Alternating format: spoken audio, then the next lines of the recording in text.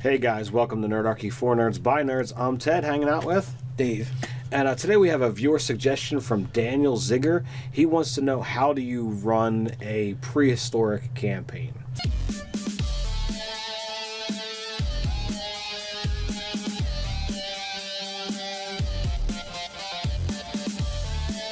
You can drop down below to the description where you can find Nerdarchy, the newsletter for weekly gaming tips, as well as learn how to game with Nerdarchy.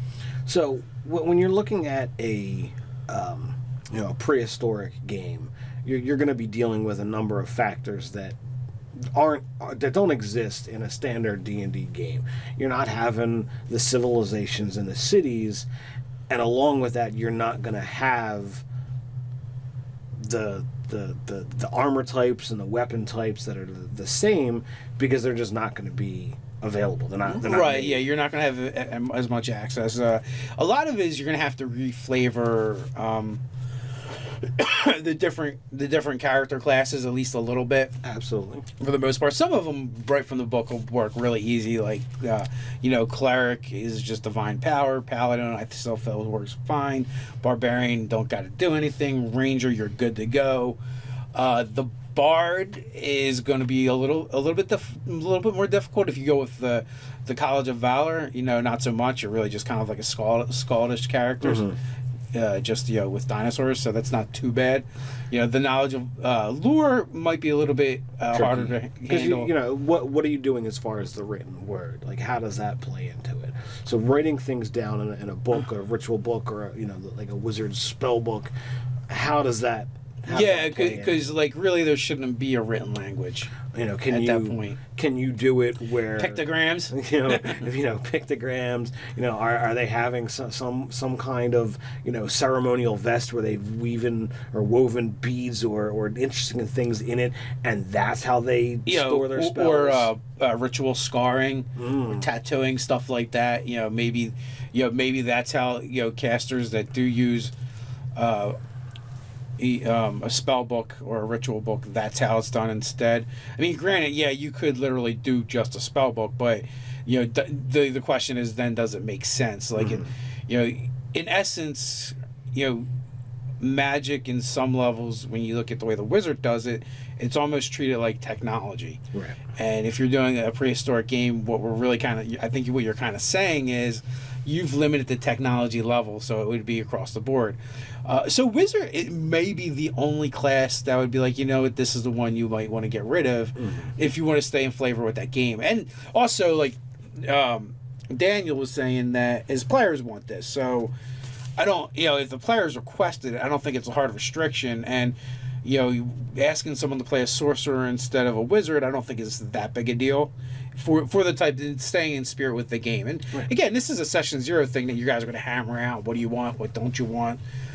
How true do you want to be? Like, obviously it's not that true, because we're putting people with dinosaurs, but so you can discuss with your players, what does your prehistoric world look like? What do you want in it? A lot of the backgrounds will probably require variants. Right, I would agree with that. Which again, it's not really that big a deal, but like the sense of nobility, like that would be much rarer. Like, so instead of nobility, it'd be replaced with like a chieftain and maybe the chieftain's children. Right. So the circle of nobility is much smaller, and your benefit would only really apply when you go to. Won't apply when you're dealing with other tribes, because I'm the son of chieftain so and so, so I should get to meet with your chieftain or whatever. Where if in I want to say modern, but not modern, but in your standard fantasy game, you have a plethora of aristocrats and nobles to interact with, where when you go from tribe to tribe or whatever, you may only have like one dude who you can talk to, or maybe it gives you the right to the witch doctor or shaman, which really might just be like a druid, or sorcerer, or warlock. I think you'd probably have to chuck sailor out completely. Like, there's just no, like, that to me is the type of person who lives on the waves. That's not the problem. The problem is the sailor background pertains to a profession of sailing, which requires a vessel, Now, yeah, could you be on a log or like a kayak type thing?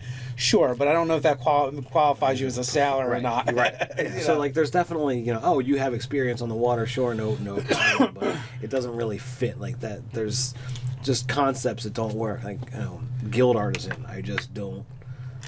I don't see that one as really there. I mean, okay, well, yeah, anything that has a really a largely social benefit, like in the case of the guild artisan, part of it is you pay dues so that you basically have a lawyer on retainer or a barrister on retainer. Well, that's not something that's going to be part of your culture. So, right.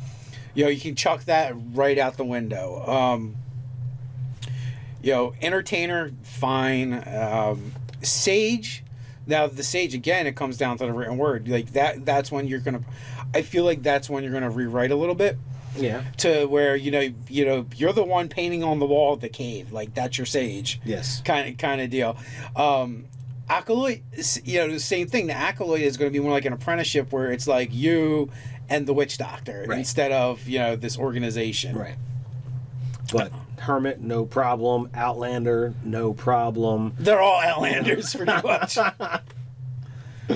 So like you make those modifications to the backgrounds. Yeah. You possibly either strip down wizard to changes to beads or scars, or just as you say take it out completely. Warlock, sorcerer, something else. Even the warlock, I think like warlock is fine. But like I'm saying is a substitute to the wizard. Well, yeah.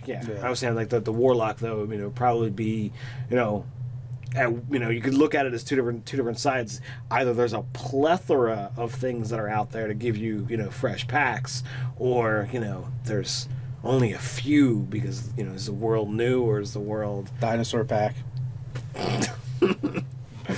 So I think those are some good guidelines to work with for a prehistoric game. Yeah. Oh, we also talked about the economy. Like, you're not going to use gold and things like that. It's more like a barter system. The other thing too is like, if you wanted to do things like, basically you're running a prehistoric game, but maybe there was ages before, and like it's regressed back to this point so far. So like, you could have like actual treasure, or maybe they find a stash or cache of weapons that have been preserved really well, and they get a hold of modern weapons, and that's actually like, that's like their loot, that's their reward. Right. Maybe they do find, as the game goes on, maybe they do find, the written word, and at first they won't be able to read it, but like again, even though it's a prehistoric game, there is magic. So, right. So that kind of changes things a little bit. Like, magic can translate, and it might be a way for, one of the characters to start learning, right? How to read, and then that would reshape the whole prehistoric campaign in itself, right there. You're in essence, it escalates the technology level. Right. So there's definitely some things to think about. I think it's going to be harder to come up with cool rewards for your players because there isn't going to be a monetary system. Right. So, again, you're just going to have to sit down, session zero. Why do they want to play this game? And what are they looking to get out of it? What are they looking to get out of it?